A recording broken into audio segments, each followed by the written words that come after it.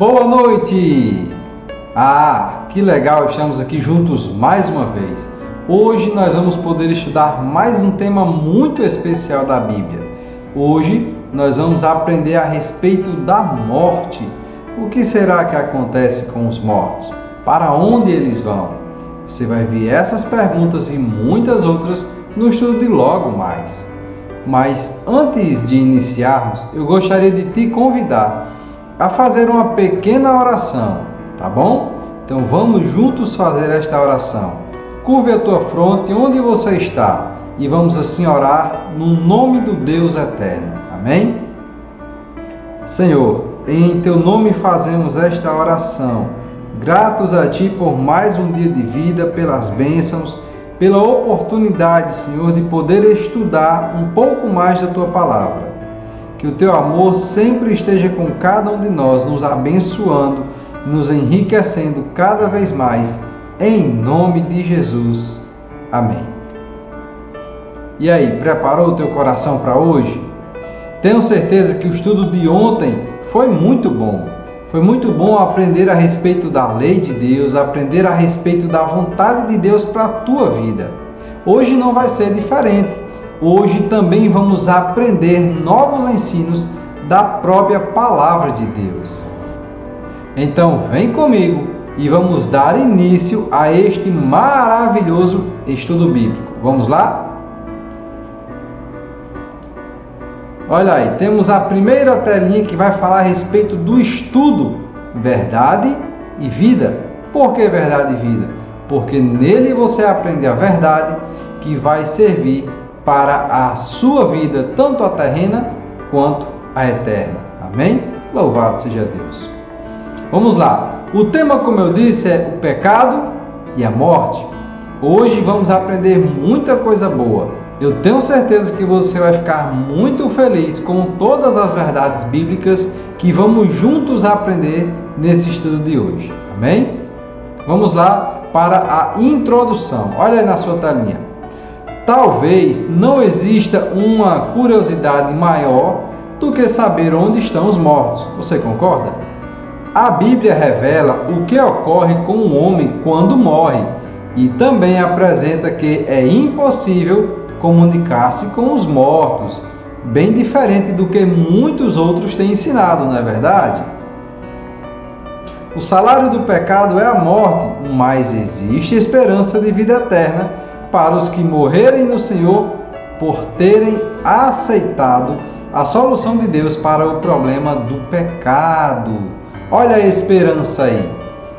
Então a morte não é o fim. Temos sim esperança de vida eterna. Só basta aceitar o chamado do Senhor Jesus Cristo para a tua vida. Olha só, a Bíblia revela os segredos sobre a morte. Muitos têm dado palpites, têm dito tantas coisas que não têm nada a ver.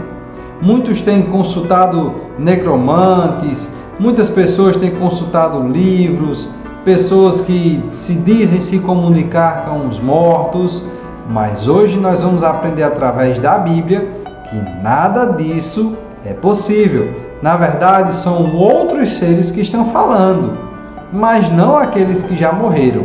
E você vai compreender através da Bíblia essa grande verdade que está sendo muito usada nos últimos dias. Vamos lá, a primeira perguntinha, olha aí na sua telinha. Ela diz assim: além de expulso do paraíso, que outra consequência trágica trouxe o pecado a todo ser humano? Olha só, o homem pecou. Quando ele pecou, ele foi expulso lá do Éden. Mas teve outras consequências mais. E você vai conhecer hoje um pouco mais das consequências que teve lá no Jardim do Éden após o pecado. Olha aí, a primeira resposta está em Romanos, capítulo 5, versículo 2. Você pode acompanhar aqui na nossa telinha ou você pode acompanhar na tua Bíblia, que eu até lhe recomendo. Assim, ninguém pode te enganar. Vamos lá. Portanto, assim como por um só homem entrou o pecado no mundo, e pelo pecado a morte, assim também a morte passou a todos os homens, porque todos pecaram. Viu? Após o homem ter pecado, o que mais aconteceu? Agora recebemos uma sentença de morte. A lei é muito clara. A lei dizia que se pecar, vai ter que pagar com a própria vida. Então, todos os seres humanos estão condicionados a essa situação de morte. Hoje somos limitados a no máximo 120 anos de vida, não mais do que isso. Mas nós desejamos ter uma vida eterna, e isso só é possível para aqueles que aceitaram o precioso sacrifício do nosso Senhor e Salvador, Jesus Cristo. Mas o que será mais que vamos aprender hoje com a Bíblia? Olha só, a segunda perguntinha na sua tela diz: Deus tem prazer no pecado e na morte do pecador? O que você acha? Acha que Deus se alegra quando um pecador morre? Você acha que Deus tem alegria quando nós praticamos o pecado? Quando eu falo pecador, eu não falo de pessoas que têm lutado contra o pecado, e sim daquele que tem declaradamente pecado, deliberadamente pecado. Isso se chama rebelião contra Deus. E esses, infelizmente, não terão o reino dos céus. E, infelizmente, nós estamos assim entristecendo o coração de Deus. Mas o texto de Ezequiel 33:11 nos traz a resposta de Deus aí na tua Bíblia. Vamos juntos ler comigo? Vamos lá. Ezequiel 33:11 diz assim, ó: Tão certo como eu vivo, diz o Senhor Deus, não tenho prazer na morte do perverso, mas em que o perverso se converta do seu caminho e viva. Convertei-vos, convertei-vos do vosso mau caminho. Viu? A Bíblia deixa muito claro: Deus não tem prazer na morte do perverso. Deus não tem prazer na morte do ímpio, daquele praticante deliberado do pecado, daquele que escolhe dar ouvidos ao pecado. Pelo contrário, Deus se entristece e a alegria dele é como o próprio texto disse: antes, converta-se dos seus maus caminhos e viva. Então, se você está participando aqui, eu tenho certeza que o Espírito Santo falou com você e você deu ouvidos a ele. Aceita a voz do Espírito Santo, abre mão do pecado e por ele não viva mais. Que o pecado seja um acidente na sua vida e não uma viagem programada. Entendeu? Vamos lá. A terceira perguntinha de hoje, ela diz assim: o que Cristo fez para resolver o problema do pecado? O pecado passou a existir pelo homem.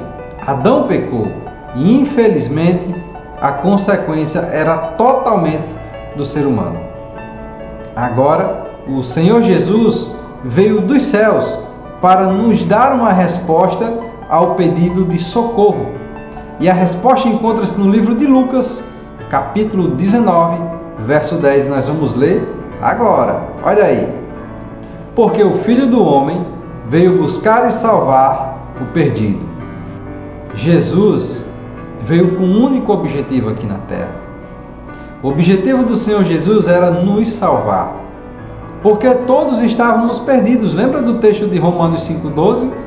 A morte passou para todos, e a consequência é de uma destruição, é de uma calamidade, onde nos últimos dias nós haveremos. Mas eu e você não precisamos fazer parte desta calamidade, se assim confiarmos no Senhor Jesus e entregarmos as nossas vidas a Ele. Entendeu? Olha aí, a quarta pergunta de hoje diz assim, e essa é muito importante, viu? Olha, de que formou Deus o homem? A partir dessa pergunta aqui, nós vamos começar a compreender e a quebrar muitas mentiras enviadas por Satanás e ensinada por muitos líderes religiosos. Então fique atento, tá bom? Aí eu vou fazer aquela perguntinha que eu sempre faço no começo: já tomou água? Se você já tomou, então fica aí. Dá tempo esperar um pouquinho mais ali para a janta, dá tempo esperar um pouquinho mais ali para outros afazeres, porque a partir desse momento eu tenho certeza que o teu coração vai se alegrar. Então fica conosco e vamos aí para a quarta perguntinha, onde vamos começar a compreender a situação da morte. Olha, de que forma? Olha aí então o texto bíblico de Gênesis 2, verso 7. E formou o Senhor Deus o homem do pó da terra, e soprou em suas narinas o fôlego de vida, e o homem passou a ser alma vivente. Olha, eu sei que eu não sou professor de português, mas é simples compreendê-lo. Veja, Deus pegou o pó da terra, que desse pó ele fez um bonequinho de barro, né? Organizou tudo lá bacaninha. Depois Deus pegou o fôlego de vida. O fôlego de vida é um poder especial que vem de Deus, ou seja, só existe vida se for em Deus. Aí o que é que ele fez? Ele soprou ali nas narinas daquele boneco, que não existia vida nele. Aí olha só o que o texto diz. E o homem passou a ser alma vivente. Veja só, ele passou a ser. O texto deixa muito claro, o homem não tem uma alma, ele passa a ser uma alma viva.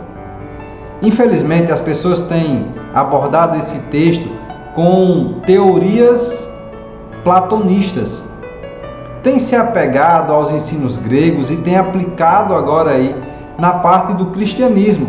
Inclusive ali, um pouco tempo antes ali da ressurreição de Jesus, e até depois, na verdade, os cristãos eles falhavam muito. Muitos iam lá na Grécia, que é o berço da filosofia, eles iam lá e iam pegar essas filosofias ali, ia passar a aplicar no meio do cristianismo. E acabou desmantelando as coisas a partir dali. Só que muitos cristãos genuínos, como os apóstolos que ainda viveram muitos ali, e posteriormente aqueles que tinham aprendido, começaram a bater de frente a isso aí. Mas você sabe que a mentira ela se espalha rápido. E infelizmente, hoje estamos ainda nos dias finais da humanidade, vivendo com essa mentira em nosso meio. Mas precisamos jogá-la por terra, em nome de Jesus. Então veja só o que o texto disse, vou voltar a repetir. O homem passou a ser uma alma vivente. Mas como eu sempre gosto de falar, não podemos fazer doutrina de um texto só. Então vamos continuar o estudo bíblico. Vamos aí para, olha só, aí é o exemplo, né? Pó da terra mais fôlego de vida igual a alma vivente. Vamos para a quinta perguntinha. E aí vamos para mais um gráfico comparativo. A quinta perguntinha diz assim, olha. Que fenômeno se verifica na morte do homem e dos animais? Você por acaso já viu alguém fazer aquelas aparições com a voz de algum animal? Ninguém nunca ouviu falar isso, não é mesmo? Mas nós vamos perceber na Bíblia que da mesma forma que o homem morre, o animal também morre.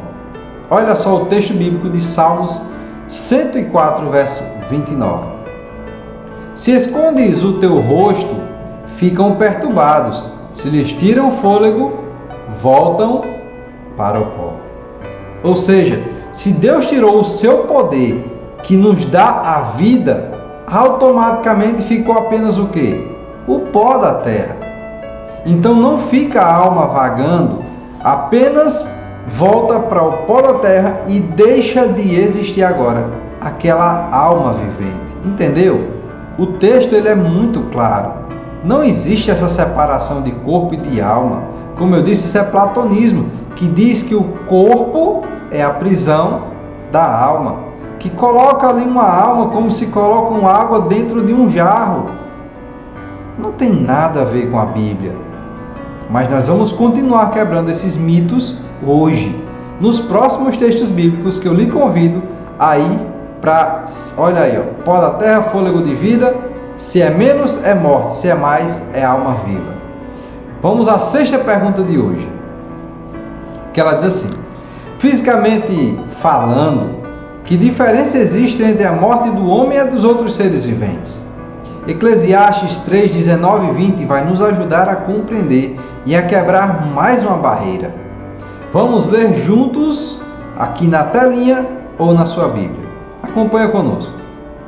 Porque o que sucede aos filhos dos homens, isso mesmo também sucede aos animais. A mesma coisa lhes sucede. Como morre um, assim morre o outro. Entendeu?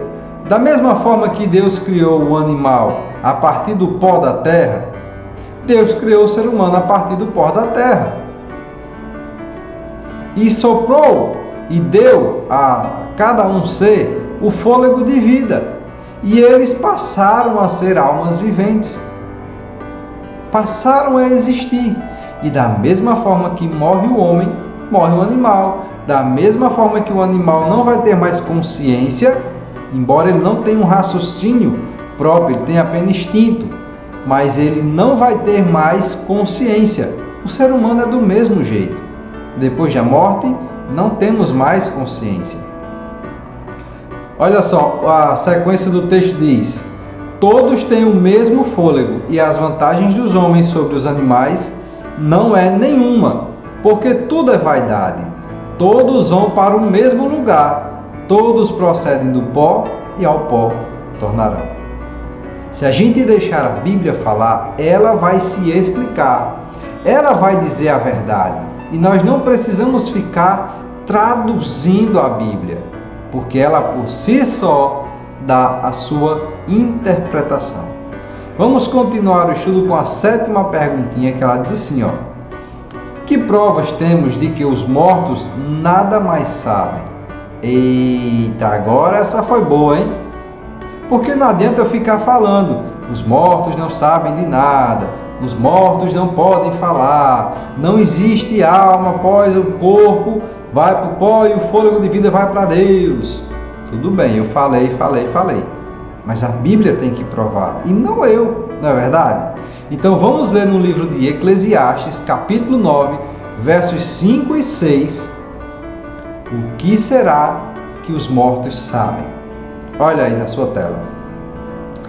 Porque os vivos sabem que hão de morrer, mas os mortos não sabem coisa nenhuma, e nem tampouco terão eles recompensa, porque a sua memória jaz no esquecimento. Que texto, hein? Viu como eu falei para você que a gente hoje ia quebrar tabus? Hoje mentiras iriam cair por terra? Viu que o texto falou? Os mortos não sabem de nada, nem tem recompensa. Olha só a sequência, diz assim, amor, ódio e inveja, para eles já pereceram. Para sempre não tem eles parte em coisa alguma do que se faz debaixo do sol. Entendeu? Não tem mais participação nenhuma, coisa nenhuma debaixo do sol. Quando o ser humano morre, passa a deixar de existir. Quando o Senhor Jesus vier, Ele vai fazer outro milagre para nos trazer à existência. Será o milagre da vida novamente. Você vai perceber que assim como o Senhor Jesus deu o exemplo lá com Lázaro, sim, o amigo de Jesus, Lázaro, quando ele morreu, Jesus disse aos discípulos, Lázaro dorme. E os discípulos disseram, Senhor, se ele dorme, não precisamos ir lá. E Jesus diz, Lázaro está morto. O Senhor Jesus compara assim a morte, com o sono. Por quê? Quando dormimos, não sabemos de nada. Não é verdade? Olha só, a 8ª pergunta diz, para onde vão as pessoas que morrem? Tanto boas quanto más. Essa e a próxima pergunta vão ser muito boas, viu? Porque muitos dizem, morreu, foi para o céu. Morreu, foi para canto fulano, canto cicrano. Deixa a Bíblia responder. Eclesiastes 9, verso 10 diz assim, tudo quanto te vier à mão para fazer, faze-o conforme as tuas forças, porque na sepultura para onde tu vais, não há obra, nem indústria, nem ciência, nem sabedoria alguma. Entendeu? O ser humano ele vai para a sepultura. Quando você morre, você não vai para lugar nenhum. Você vai apenas para a sepultura. A sepultura hoje é cavado no chão, né? Antes era feito em pedras. Aquele local onde é depositado o corpo do nosso ente querido. Ou até mesmo o nosso, quando um dia se informos, se Jesus não voltar antes, não é assim? Lá é chamado de sepultura e todos vão para lá. Tanto faz ter pedras bonitas como um simples buraco. No final tudo vira pó. Mas olha a próxima pergunta, que ela diz assim, olha: quantas mortes há para os ímpios? Essa foi boa. E temos mais perguntas boas como estas, que vai nos ajudar também a compreender de maneira definitiva, não vou antecipar, tá? Mas vai nos ajudar a compreender de maneira definitiva para onde vão os mortos. Será que tem alguma passagem de purgatório? Será que ele tem algum lugar de descanso? Será que ele fica em algum plano secreto? O que será que a Bíblia diz? Logo mais nós vamos ver essa resposta, tá certo? Mas para agora nós vamos saber quantas mortes há para os ímpios. Talvez você pensasse, e não é só uma? Vamos deixar a Bíblia responder? Apocalipse capítulo 2, verso 11, depois veremos Apocalipse 21, verso 8, e o texto ele fala o seguinte: quem tem ouvidos, ouça o que o Espírito diz às igrejas. O vencedor, de modo algum, sofrerá o dano da segunda morte. Olha só, quando se morre a primeira vez aqui, ou seja, o ser humano morreu, essa é a primeira morte, tá certo? E qual é a segunda morte? Vamos ler o texto de Apocalipse 21, verso 8. Diz assim: quanto, porém, aos covardes, aos incrédulos, aos abomináveis, aos assassinos, aos impuros, aos feiticeiros, aos idólatras e a todos os mentirosos, a parte que lhes cabe será no lago que arde com fogo e enxofre, a saber, a segunda morte. Você viu agora qual é as duas mortes que o ímpio vai passar? Primeiro morre aqui nesse plano natural. Aí depois do milênio que a gente falou, vai ter a outra ressurreição. E essa vai ser para a morte final. Essa é a segunda morte. Viu o tipo de pessoa que vai estar incluído aí nessa segunda morte? Deixa eu te falar uma coisa. Se você está incluído aí no rol desses que infelizmente perecerão, hoje, enquanto você tem vida, você pode decidir a sua vida. Você pode mudar. Você não precisa seguir assim. Hoje, você pode fazer uma mudança radical na sua vida e sair desse grupo que sofrerão as duas mortes. Mas essa decisão é apenas sua. Eu só posso lhe instruir. Não tenho como lhe obrigar. Não tenho como fazer muitas coisas, a não ser lhe ensinar e orar por você. A decisão é sua. Amém? Olha só, a 10ª pergunta é aquela que eu tinha falado desde lá da 8.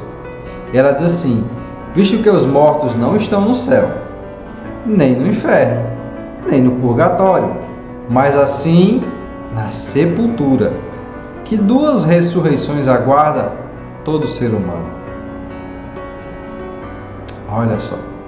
Vamos para o texto de João, Evangelho de João, capítulo 5, versos 28 e 29. E ele fala assim, ó: não vos maravilheis disto, porque vem a hora em que todos os que se acham no túmulo ouvirão a sua voz e sairão. Os que fizeram o bem sairão para a ressurreição da vida, e os que fizeram o mal para a ressurreição da condenação. Deixa eu te explicar uma coisa aqui. Quando o ser humano peca e opta por viver em pecado, ele vai passar pela morte que vai lhe condenar. Ou seja, ele só vai ressuscitar lá no final, depois do milênio. Essa é a ressurreição dos ímpios. Para que é que eles vão ressuscitar? Para receber a sua condenação final e então assim a sua destruição. Porque ninguém vai para o céu ou vai perecer, né, sem saber o motivo. Todos saberão. Entendeu? Agora, a primeira ressurreição, porque são dois tipos de ressurreição. A ressurreição dos justos e a ressurreição dos ímpios. Falamos da dos ímpios e agora vamos falar da ressurreição dos justos. A ressurreição dos justos é a primeira ressurreição. Como a gente viu nos estudos anteriores, quando Jesus vier, ele trará essa ressurreição para todos aqueles que confiaram nele. Essa é a chamada ressurreição dos justos. Então, se você descansar em Cristo Jesus, você participará dessa primeira ressurreição e aí fará parte da vida eterna. Olha, nós vamos tomar aquela velha decisão, porque chegamos ao final do estudo bíblico. Eu espero ter lhe ajudado a compreender essa temática tão impressionante e maravilhosa, porque essa temática é a que tem enganado muitas pessoas. Eu não quero que você seja enganado. Eu não quero que você pereça. Eu quero que você vá para o céu, assim como eu também quero ir. Então vamos juntos aprender, pôr em prática essas verdades bíblicas. E agora nós vamos tomar aquela decisão junto de Papai do Céu, porque Ele é o maior interessado em nossas vidas. Vamos lá? Vamos tomar essa decisão juntos? Então vamos dizer assim, diante da verdade, creio que posso ser liberto do pecado por meio de Jesus Cristo. Creio na libertação da morte e na volta de Jesus. E desejo aceitar hoje a Cristo como meu Senhor e Salvador pessoal. Você deseja? Você deseja pôr em prática todos os ensinamentos? Você deseja viver essa vida com Jesus?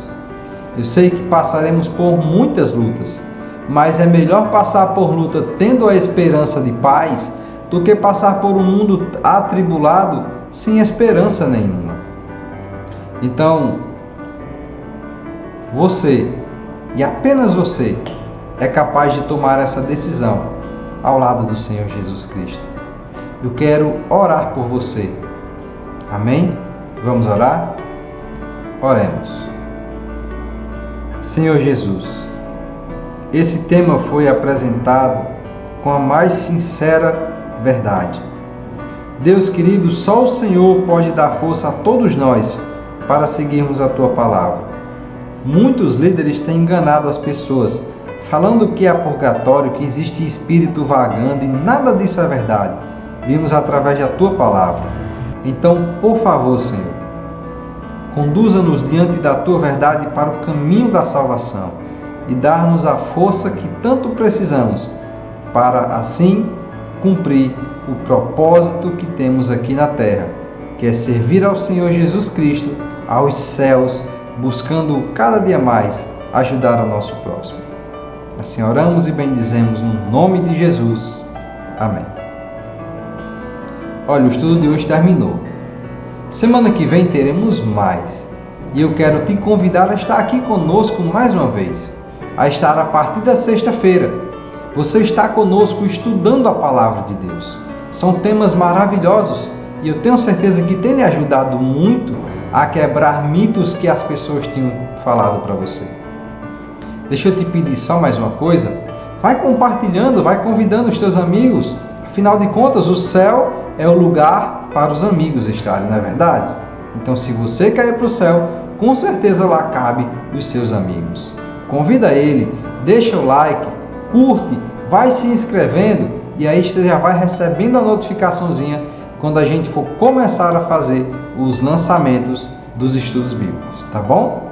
Então, que Deus te abençoe, a sua vida, a sua família e de todos aqueles que você tem pedido a Deus para que Ele cuide. Até lá, se Deus quiser.